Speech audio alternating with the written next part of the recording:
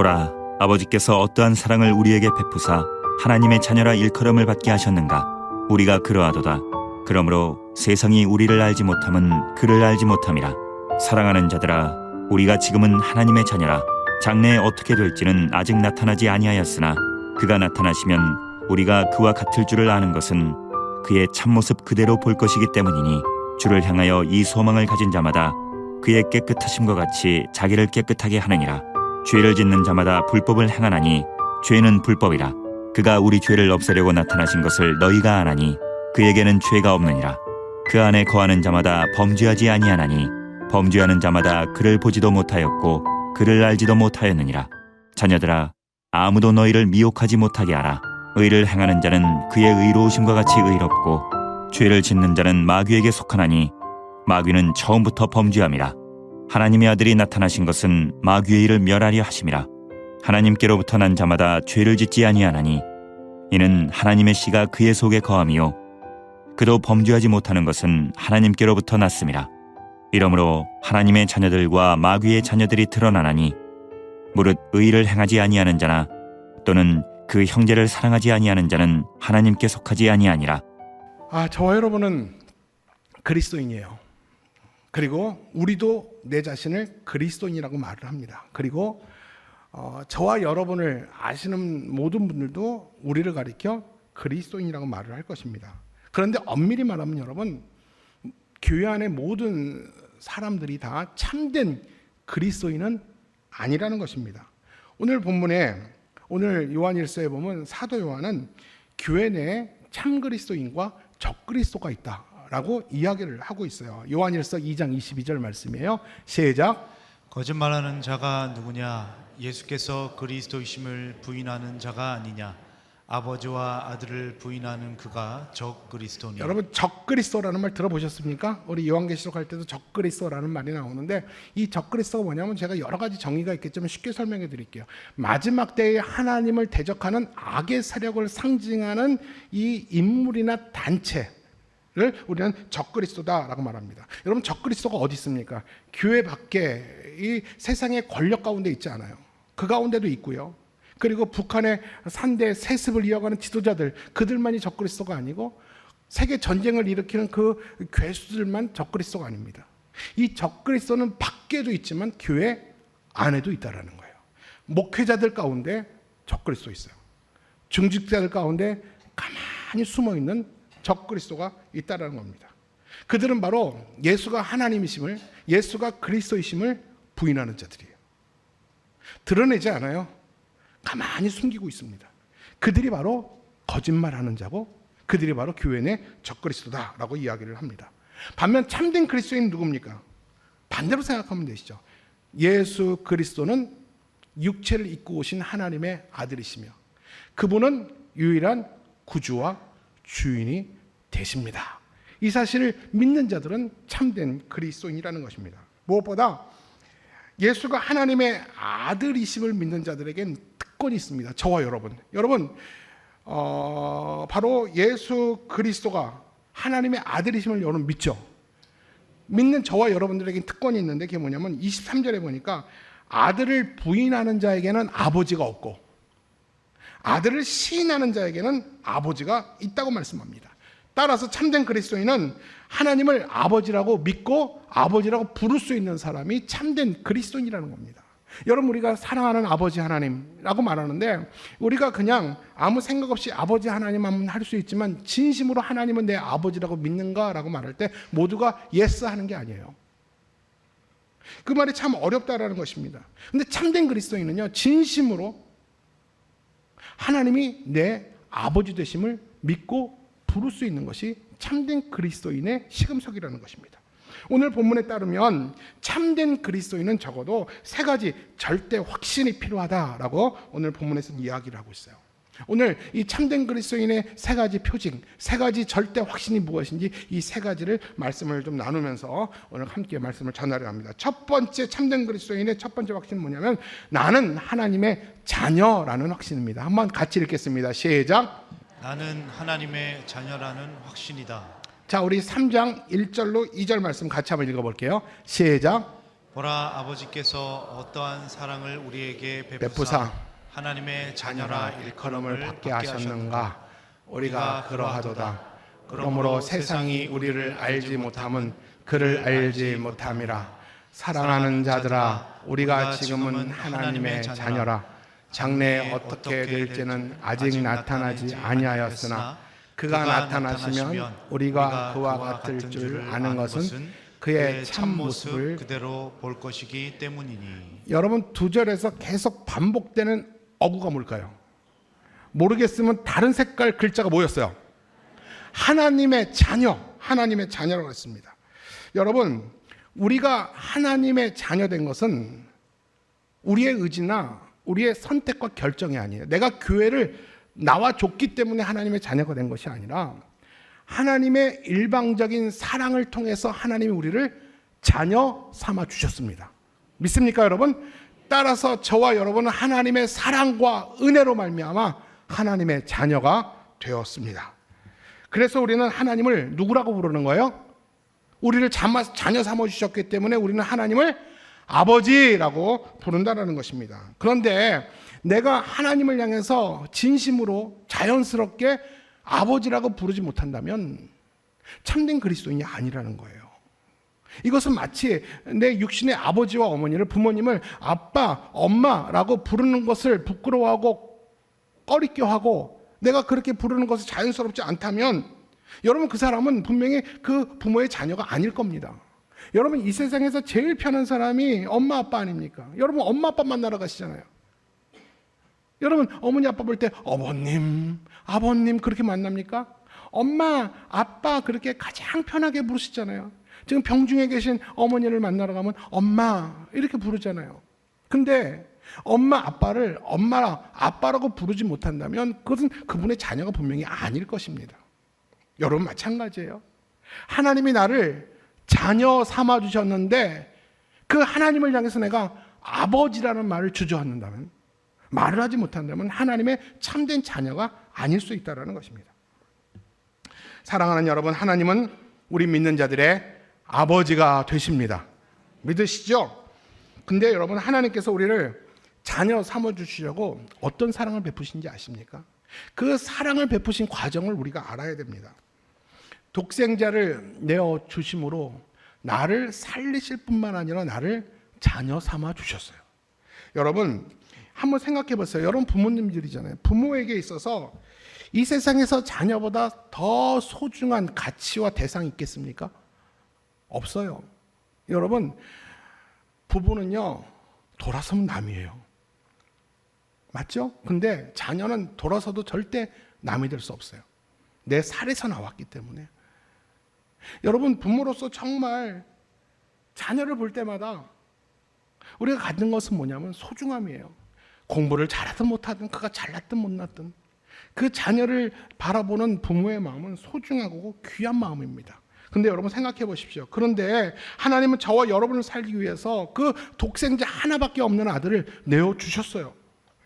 자기 아들을 내어주시기까지 사랑한 대상이 바로 저와 여러분이라는 거예요.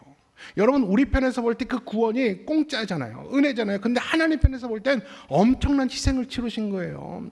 여러분, 그게 당연한 거라고 생각하지 마세요. 여러분, 자녀를 보면서 내가 어떤 대상을 더 사랑하면 자녀를 줄 수 있을까요? 그 사랑의 대상이 여러분에게 없을 거예요. 근데 그 사랑의 대상이, 자녀보다 더 소중한 사랑의 대상이 저와 여러분이래요. 여러분, 이 말도 안 되는 기가 막힌 사랑으로 하나님은 우리를 아들로 입양하셨어요. 소중한 아들, 내 생명보다 더 소중한 아들을 주시기까지 우리를 살려주시고 자녀 삼아주셨어요. 그리고 우리를 자신의 아들로 입양해 주셨습니다. 그래서 로마서 8장 15절에 뭐라고 말하냐면 우리는 하나님의 양자의 영을 받았기 때문에 하나님을 아빠, 아버지라고 부를 수 있다고 말씀을 합니다. 자, 여러분, 제가 지금까지 설명을 드렸는데 제가 물어볼 테니까 솔직히 대답해 보세요. 여러분, 제가 지금 드린 말씀이 다 이해가 가시고 머리로만 아닌 가슴으로 믿어지십니까? 아니, 그냥 하면 하지 마세요, 제발. 한번 솔직히 내가 지금까지 이 말, 내가 설명을 드렸잖아요. 이 하나님의 사랑이 머리로가 아니라 가슴으로 이해되시고 믿어지세요? 여러분, 근데 성경은 뭐라고 말하냐면 이 사실이 누구나 이해되고 누구나 믿어지는 것이 아니라고 말해요. 이렇게 이 말씀을, 이 사랑을 이해할 수 있고 믿을 수 있는 것은 한 가지 전제가 있어야 돼요.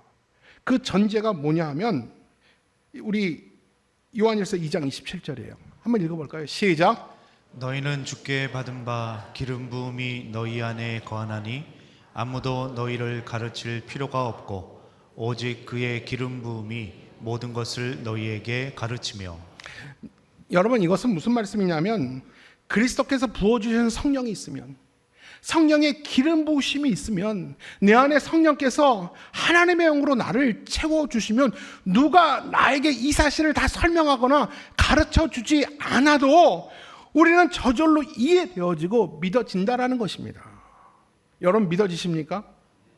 여러분, 아무리 좋은 랍비나 아무리 좋은 성경의 교사가 이 사실을 차근차근 여러분 눈높이에 설명한다 할지라도 내 안에 성령의 기름 부으심이 없으면서 하나님이 함께 하셔서 지혜와 계시형을 내게 주지 아니하시면 이 사실이 믿어지지 않는 거예요. 도무지 이해가 안 가는 겁니다. 30년 40년을 교회 따라다니고 교회 주일 예배를 참석해도 도무지 믿어지지 않는 사람이 있어요.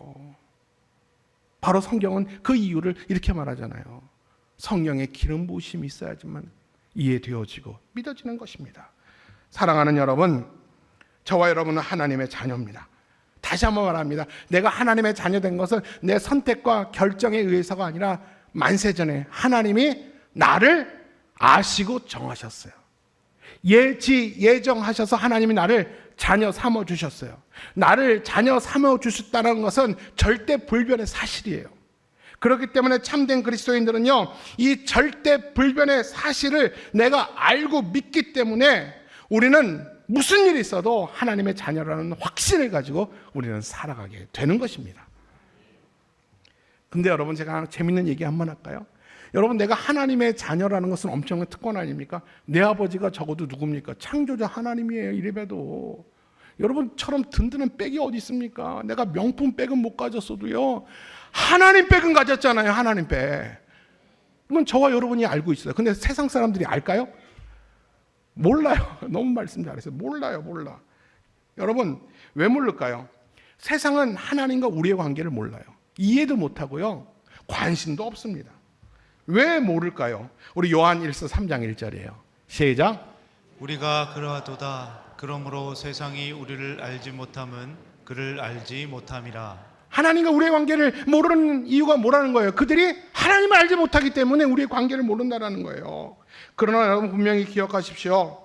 그래서 세상은 우리를 이해하거나 우리를 받아들이지 못한다 할지라도 우리가 분명히 믿는 것은 뭡니까? 세상이 하루에 12번이 바뀌고 세상이 완전히 뒤바뀌고 사람들이 우리를 이상한 사람 취급해도 우리가 알고 있는, 우리가 확신하는 분명한 한 가지 사실은 뭡니까? 우리는 하나님의 자녀라는 것입니다. 믿습니까, 여러분? 우리 다시 한번 따라합니다. 나는 하나님의 자녀입니다. 나는 하나님의 자녀입니다. 세상이 변해도 나는 하나님의 자녀입니다. 세상이 변해도 나는 하나님의 자녀입니다. 세상이 나를 이해하지 못해도 나는 하나님의 자녀입니다. 세상이 나를 이해하지 못해도 나는 하나님의 자녀입니다. 아멘. 두 번째로 참된 그리스도인이 가져야 될 확신은요, 우리는 곧 주님을 만나게 될 거라는 거예요. 그리고 그의 영광에 참여하게 될 것이다 라는 사실을 우리가 확신하며 삽니다. 요한일서 3장 2절 말씀이에요. 시작. 장래에 어떻게 될지는 아직 나타나지 아니하였으나 그가 나타나시면 우리가 그와 같은 줄을 아는 것은 그의 참모습 그대로 볼 것이기 때문이니. 하나님의 백성들의 특징 중에 하나는 미래에 대한 확신이 있습니다. 여러분, 우리의 우리 장래에 어떤 일이 일어날지 여러분 아십니까? 우리는 영적으로 무지해서 장래에 어떤 일이 일어날지 구체적으로 우리는 알지 못합니다. 그렇지만 우리는 이 장래에 대한 확신이 있습니다. 그러면서 요한은 한 가지 단서를 말합니다. 그 단서가 뭐냐면, 아까도 말했지만 그가 나타나시면, 우리는 영적으로 무지해서 제한 가운데 살기 때문에 장래에 어떻게 될지 우리는 구체적으로 알 수 없다. 근데 그가 나타나시면 내가 분명히 소망하고 확신하건대 우리도 언젠간 예수님처럼 변하게 될 것이라는 확실한 소망은 우리 안에 있다라는 것을 이야기를 하는 것입니다. 사랑하는 여러분, 그렇기 때문에 성도는 누구를 기다려야 됩니까? 주님의 나타나심을 사모하고 기다려야 될 줄로 믿습니다. 여러분, 제가 좀 불편한 질문을 할게요. 여러분, 주님의 재림을 소망하고 기다리세요? 여러분, 주님이 지금 오셨으면 좋겠어요? 아니요. 솔직히 말해서 너무 고마워요. 다시 물어볼게요. 솔직히 한번 대답해 보세요. 여러분, 주님이, 아니 오늘은 너무 빠르구나, 3일 뒤에 추석 끝나는 날 주님이 오시는 것에 대해서 아멘 하실 분은 아멘 하시고, 아멘 안 하면 가만히 계시면 됩니다. 3일 뒤에 예수님 오시면 어떻겠습니까? 아멘 하는 분들이 삶이 좀 힘드신가 봐요. 여러분, 사실 우리는 그리스도의 재림을 소망합니다. 주님 만날 날을 사모합니다.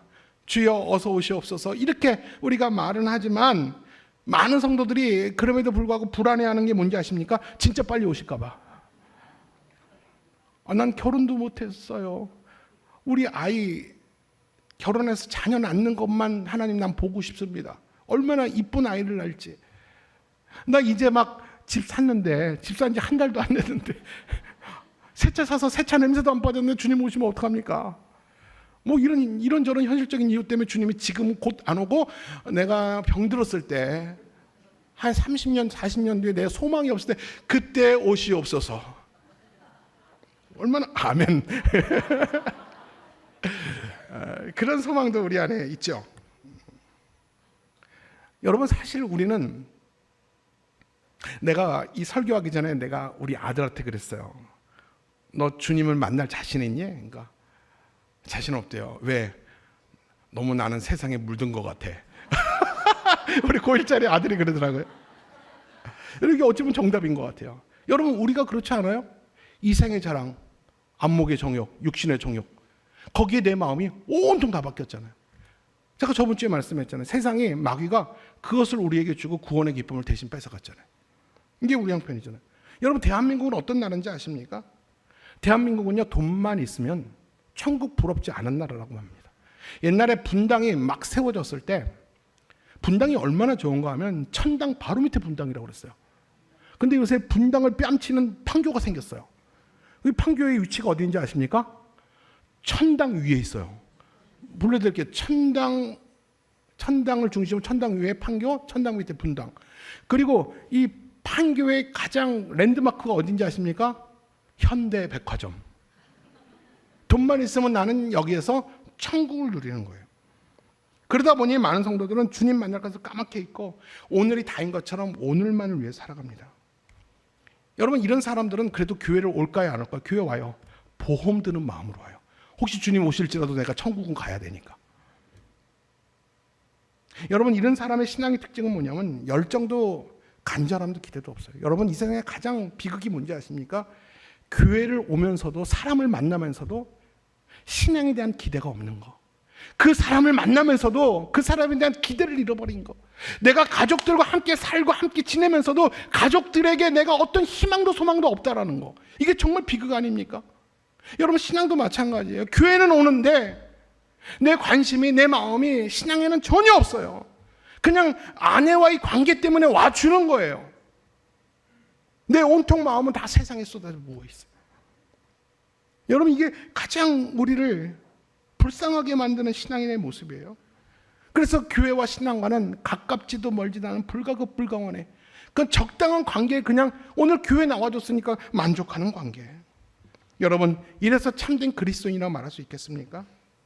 여러분, 참된 그리스도인이라면 주님을 기대하고 주님을 만나게 될 것을 소망하며 오늘도 거룩한 신부로서 신랑 만날 준비를 하는 사람이 참된 그리스도인 줄로 믿습니다. 근데 여러분, 이 소망을 가진 사람들의 특징이 있어요. 살아가는 방식이 있다는 겁니다. 한번 살펴보실래요? 3절 말씀이에요. 시작. 주를 향하여 이 소망을 가진 자마다 그의 깨끗하심과 같이 자기를 깨끗하게 하느니라. 말씀 띄워보세요. 제가 이렇게 바꿔볼게요. 주님 만나기를 소망하고 확신하는 자마다 그의 깨끗하심과 같이 자기도 깨끗하게 한다. 여러분, 하나님의 자녀가 되는 순간 갈망이 시작됩니다. 다시 말할게요.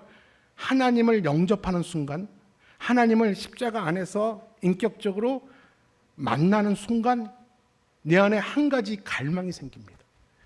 그 갈망이 뭐냐면 하나님이 깨끗하신 것처럼 자신도 깨끗하고자 하는 갈망이 시작돼요. 이게 참된 성도의 변화의 시작이에요. 여러분, 깨끗한 집에 들어가려면 왠지 좀 털고 들어가고 발바닥도 좀 비비고 들어갑니다. 그렇지 않아요, 여러분? 그냥 깨끗한 집에 그냥 여러분들이 맨발로 쪼리 신고 다니는 말로 그냥 듬성듬성 걸어가지 않을 거 아니에요. 깨끗한 집에 들어가면 나도 깨끗하고자 하는 마음, 열망, 그런 마음이 생기다는 거예요. 여러분, 이게 뭐냐면요, 이게 하나님의 자녀인지 하나님의 자녀가 아닌지를 중심 짓는 기준이에요. 여러분, 예수님이 이 땅에 오신 게 뭐냐면 죄를 짓지 않게 하려고 예수님이 오셨어요. 우리를 깨끗게 하시려고 예수님이 이 땅에 오셨다는 겁니다. 이게 제 말이 아니에요. 5절 말씀 보세요. 시작. 여러분도 알다시피 그리스도께서 이 땅에 오신 것은 우리의 죄를 없애시기 위해서였습니다. 예수님이 우리를 이 땅에 오신 것은 우리를 깨끗하게 하시려고 오셨어요. 그렇기 때문에 참된 그리스도인은요, 주님을 만날 확신을 가지고 살 때 이 확신이 죄로부터 자신을 지킬 수 있는 것이고 내 자신을 성결케 하는 힘과 능력이 될 줄로 믿습니다. 여러분, 그렇기 때문에 내가 주님을 다시 만날 거다. 여러분, 우리가 너무나도 잘 아는 이야기 있잖아요. 이도령, 성춘향, 변사또. 여러분, 그 변사또가 그렇게 주리를 틀고 수종을 틀라고 그래도 끝까지 목숨 걸고 버티는 이유가 뭐예요? 누가 오니까? 이도령이 오니까. 만약에 이도령이 그 집신 거꾸로 신었다, 그랬으면 아마 그 춘향이가 그렇게 절기를 안 지켰을 것 같아요. 이도령이 올 거라고, 내 신랑이, 나랑 결혼한 사람이 올 거기 때문에 자신을 지킬 수가 있었어요. 여러분, 우리는 그리스도의 거룩한 신부예요. 주님이 곧 오십니다. 여러분, 우리가 결혼을 5일 앞둔 신부인데 결혼 앞두고 홍대 클럽에서 둥가둥가 하면 좋겠어요? 이건 정말 결혼을 앞둔 신부로서의 자세가 아니에요. 우리가 주님을 만날 그 소망을 확신하기 때문에 죄로부터 나를 깨끗게 할 수 있고 내 자신을 거룩하게 할 수 있는 힘과 능력의 근원이 바로 그날을 확신하기 때문에 나를 지킬 수 있다라는 것입니다.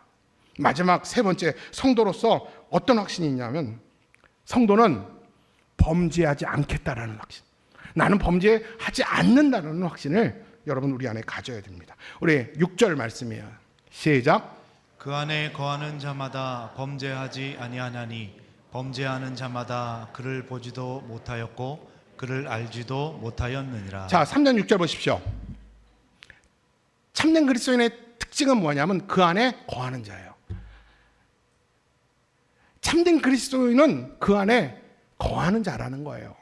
여러분, 여기서 거한다는 건 뭐냐면 잠시 머문다는 게 아니라 지속적으로 주님과 사귐이 있다라는 거예요. 여러분, 일주일에 한 번 교회에 머물렀다 가는 것이 아니라 월요일부터 토요일까지 주님을 묵상하며 주님의 말씀이 기억나며 그 말씀대로 한번 실패하더라도 넘어질지라도 그렇게 한번 살아보는 거, 그리고 주일날 오기 전에 내가 정말 그렇게 살았는지 하나님께 참회의 기도를 드리고 하나님 앞에 결단하는 그런 한 주간의 삶이 바로 주님과 지속적으로 사귐이 있는 거예요. 그게 그리스도 안에 머무는 거고 그것이 참된 그리스도인의 특징이라는 것입니다.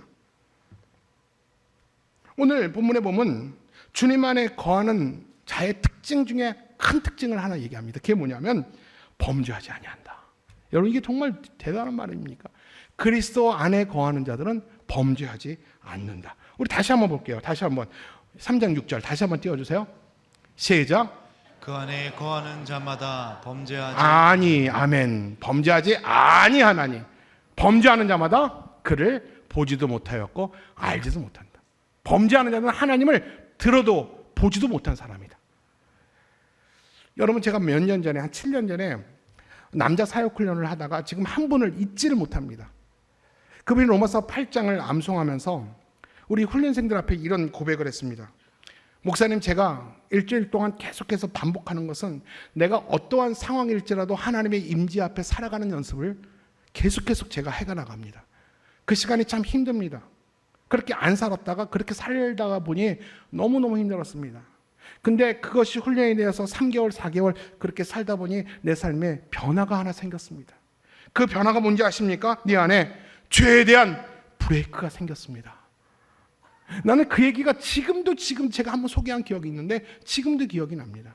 하나님의 임재 가운데 내가 어떠한 상황 속에서라도 내가 그렇게 살려고 노력했더니 훈련했더니 끊임없이 반복했더니 내 안에 나도 모르는 습관, 죄에 대해서 어느 순간부터 멈칫하게 생겼다는 겁니다. 여러분 그렇습니다. 예수 안에 거하기 전에는 내 삶의 주인은 당연히 나였습니다. 그렇기 때문에 나를 위한 일이라면 거침없었어요. 근데 내가 그 안에 거하고 그 임재 가운데 살다 보니까 죄 앞에서 멈칫하고 브레이크가 걸리기를 시작했다는 것이죠. 여러분 그분과 사귐이 깊어지면서 내 작은 삶의 변화들이 생기는 게 당연한 겁니다.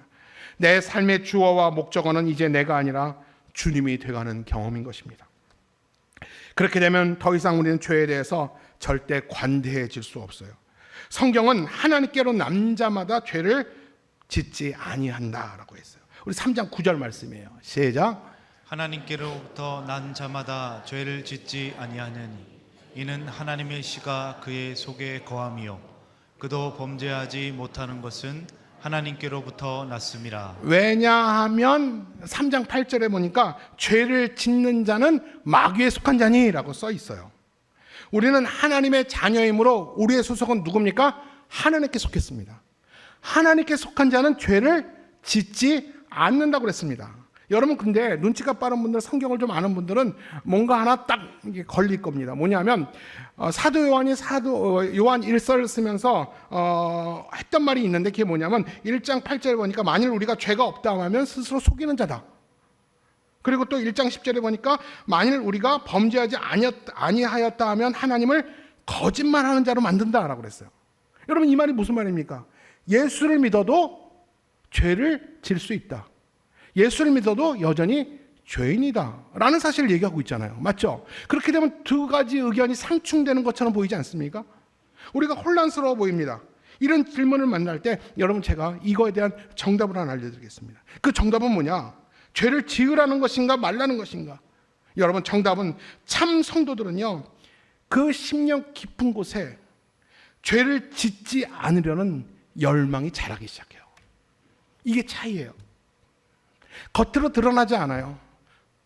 근데 성도들을 주님을 영접하는 순간에 내 심령 깊은 곳에 죄에 대한 브레이크가 생기기 시작하고 죄를 짓지 않으려는 열망이 내 안에서 꿈틀꿈틀 일어나기 시작한다는 것입니다. 이런 열망은 신자들 안에 있는 하나님의 생명에서 비롯돼요. 여러분 성도들이 하나님을 만나는 순간, 인격적으로 주님 앞에 거듭나는 순간 하나님이 하나님의 씨를 뿌립니다. 우리 심령의 밭에 하나님의 씨를 뿌려요. 하나님의 씨가 뿌려지면 그 씨가 말씀과 기도로 발화하면서 그 뿌리가 내리고 자라면서 죄짓지 않기를 원하는 갈망과 하나님의 생명이 내 내면으로부터 자란다는 것입니다. 그래서 여러분 보니까 하나님의 씨가 그 속에 거함이요 하나님의 씨가 그 속에 거하기 때문에 죄를 질 수 없고 하나님의 씨가 뿌려져서 뿌리를 내리고 죄를 안 짓고자 하는 열망이 자라기 때문에 너는 죄를 안 지을 수 있다라고 성경은 이야기를 하는 거죠. 따라서 여러분 죄와 우리 안에 있는 하나님과 이 생명과는 절대로 양립할 수 없습니다. 이게 무슨 말이냐 하면요 간음을 행하는 자가 회개하고 이제 나는 하나님의 자녀가 됐습니다 라고 고백하면서 또 아무렇지도 않게 간음하고 그 간음을 즐거워한다면 하나님의 씨가 없는 자예요. 참된 그리스도인이 아니라는 겁니다. 이것은 껍데기예요. 외형만 그리스도인으로 이렇게 메이크업한 껍데기 크리스찬이에요. 여러분 하나님의 씨가 내면에서 자라면서 영향력을 발휘하게 되면 어떤 일이 일어나는지 아십니까? 죄를 질 때 불안합니다. 예전엔 불안하지 않았어요. 하나님의 씨가 자라면서 내 안에 나타나는 변화는 죄를 지면 불안해요. 그리고 그 가책이 날카로운 칼이 되어서 내 양심을 찌르기 때문에 죄를 아무렇지도 않게 쉽게 지을 수가 없게 돼요. 예전에는 이것이 내 유익이라고 하면 거침없이 직진했어요. 근데 어느 순간부터 멈칫하고 내가 죄의 그 입까지 들어갔다가 다시 돌아 나오는 능력도 힘도 그 안에 생기게 되더라고요.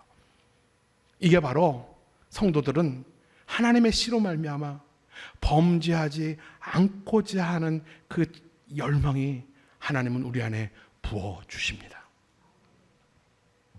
말씀을 정리합니다. 우리는 하나님의 사랑을 통해서 하나님의 자녀가 되었어요. 우리는 그 하나님께 사랑을 배웠기 때문에 형제를 사랑할 수 있어요. 나 싫다고 돌아선 사람을 내가 얼마든지 사랑할 수 있습니다.